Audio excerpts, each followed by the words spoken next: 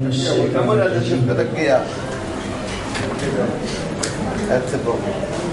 اللہ الرحمن الرحیم الحمد للہ الواحد الاحد الفرد الصمد الذی لم یلد ولم یولد ولم یکن لہ کفوا احد الصلاة والسلام علی افضل العدد العبد المؤید والرسول المسدد المصطفى الامجد المحمود الاحمد حبیب الہ العالمین ابی الزہراء محمد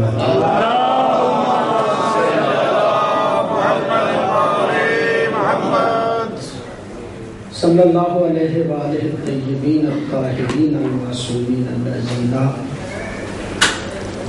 لا یقاس بہم من الخلق احد ولعنۃ الدائمۃ علی اعدائہم من یوم العداوۃ الی یوم الدین اما بعد فقد قال اللہ تبارک و تعالی فی کتابہ الحکیم بسم اللہ الرحمن الرحیم فاعلم انہ لا الہ الا اللہ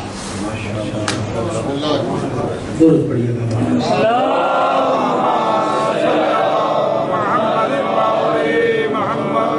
دعا ہے اس پاک بارگاہ میں الہی محمد و آل محمد کا صدقہ تمام مومنین و مومنات کی دلی خواہشات مبنی بر شریعت الہی اپنی بارگاہ میں قبول و منظور فرمائے۔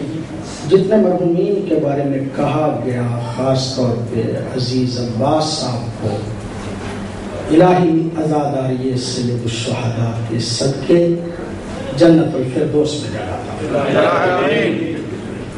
اپنے مرحومین کی بلندی درجات کے لیے ایک مرتبہ بآواز بلند سے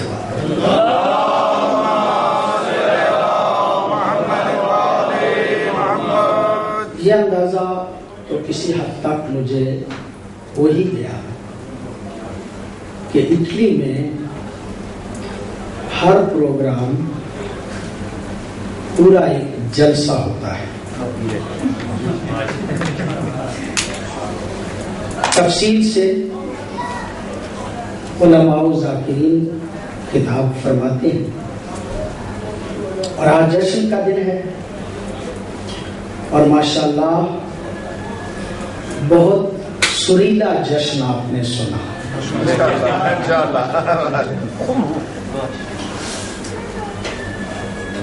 اس نے اتفاق علماء بھی اور ذاکرین نے بھی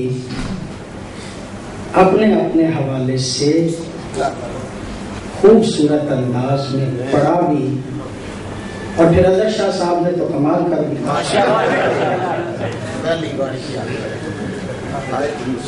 صدات عظام نے جس فن کا مظاہرہ کیا اس کی داد دیے بخیر میں آج نہیں رہ سکتا۔ ماشاءاللہ۔ آخر میں مجھے حکم دیا گیا میں آپ کو جشن بغیر سر کے سریلا بتانا چاہتا ہوں۔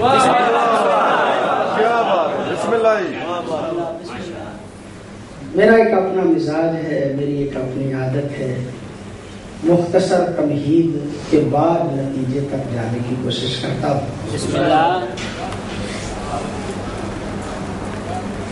میں کافی دیر سے سن رہا تھا، مختلف مطالب کو، مختلف خیالات کو، فضائل اہل بیت کو،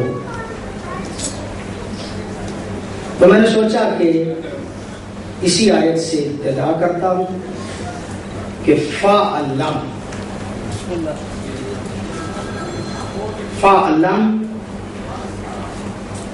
عربی زبان میں صیغۂ امر ہے. علماء کرام تشریف فرما ہے. صیغۂ امر اگر علل اطلاق ہو تو وجوب پہ دلالت کرتا ہے. بسم اللہ. صیغۂ امر اگر علل اطلاق ہو تو وجوب پہ دلالت کرتا ہے، یعنی جان لو. اس بات کا جاننا تمہارے لیے ضروری ہے. اس بات کا جاننا تمہارے لیے واجب ہے. اس بات کو جانے بغیر تمہارا گزارا ہی نہیں. ماشاءاللہ ماشاءاللہ. اس بات کو تمہیں جاننا ہی پڑے گا کہ انہ لا الہ الا اللہ، کہ کوئی معبود نہیں سوائے اس ذات توحید کے.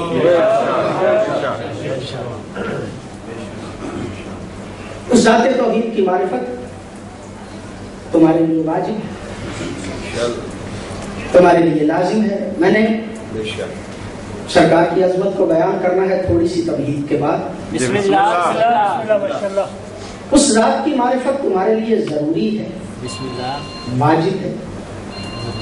مولا فرماتے ہیں اول الدین معرفت ہو. دین کی ابتدا اس ذات کی معرفت سے شروع ہوتی ہے. اے اللہ، تو نے خود فرمایا، ہمارے مولا نے بھی فرمایا کہ اس اللہ کی معرفت حاصل کرو. اللہ نے بھی کہا اور مولا علی نے بھی کہا کہ اللہ کی معرفت حاصل کرو. اے اللہ، تیری معرفت کیسے حاصل کرے؟ بسم اللہ بسم اللہ. ہمارے پاس جو ذریعے ہیں معرفت کے وہ کل 5 ہیں.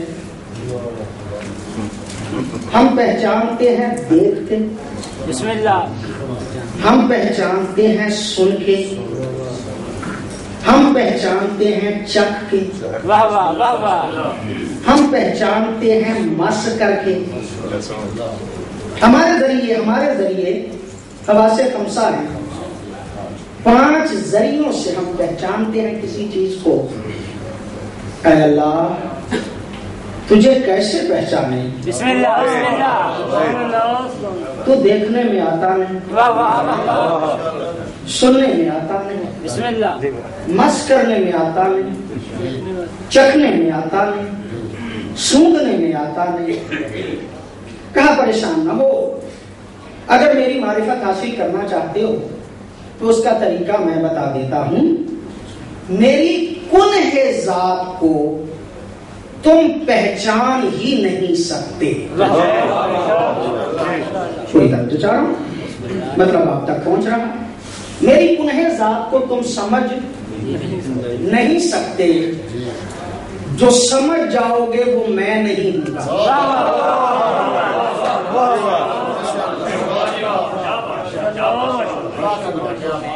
جو تمہاری سمجھ میں آ جائے، امیر المومنین فرماتے ہیں وہ اللہ ہو ہی نہیں سکتا. اللہ وہ ہے جو سمجھ میں نہ آ سکے. تو یہ بات سمجھ میں آ گئی نا کہ ذات توحید وہ ہے کہ جو سمجھ میں نہیں آ سکتی. ماشاءاللہ. اے اللہ، تو سمجھ میں نہیں آتا، پھر کیسے سمجھے؟ کہا بس اتنا سمجھ لو کہ میں سمجھ میں نہیں آتا، بس اتنا سمجھ لینا ہی میرا سمجھنا ہے.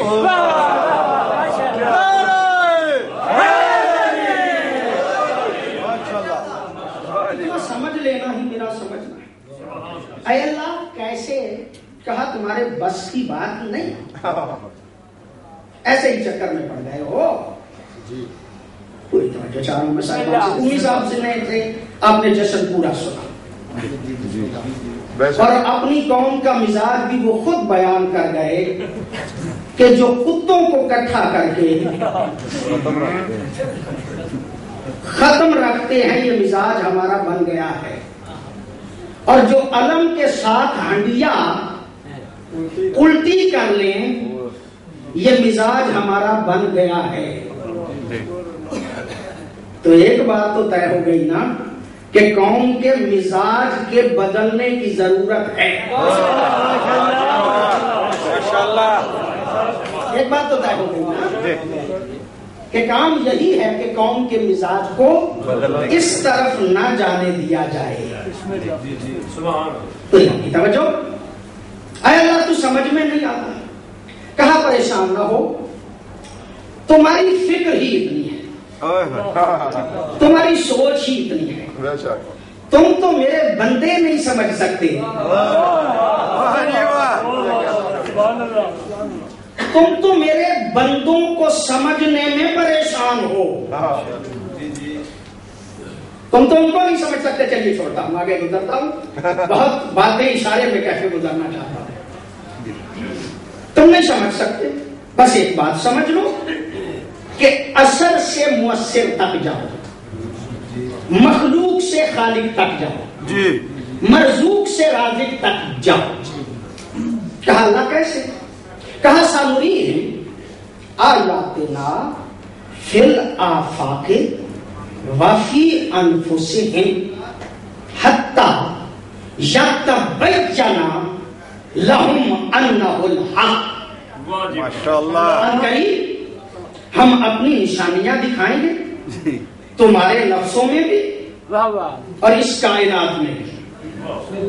کائنات کو دیکھو گے تو پتا چلے گا کہ کوئی بنانے والا ہے،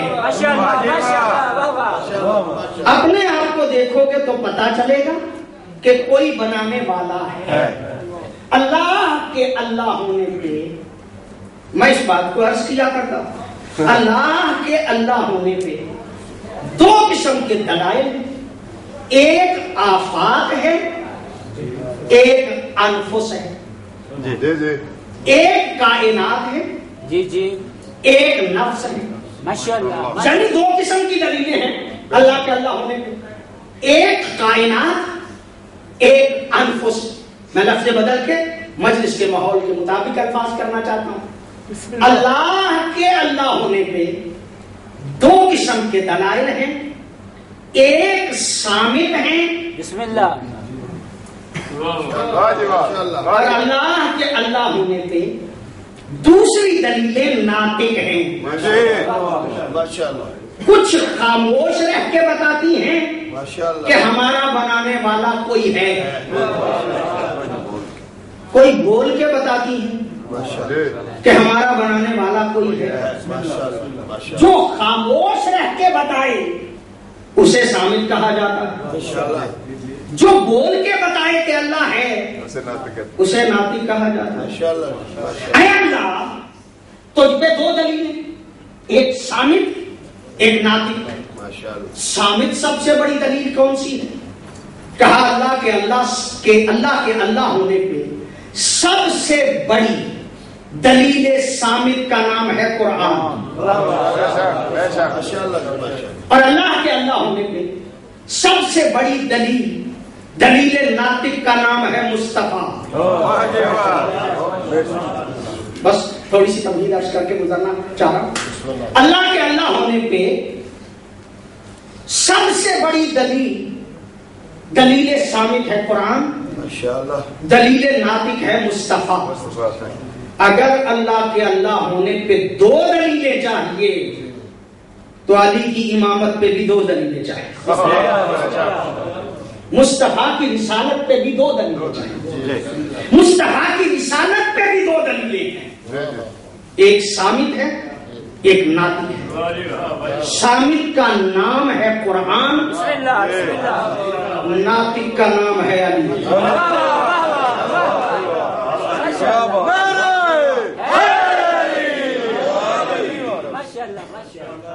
اگر مصطفیٰ کی رسالت پہ دو دلیلیں ہیں تو علی کی امامت پہ بھی دو دلیلیں چاہیے،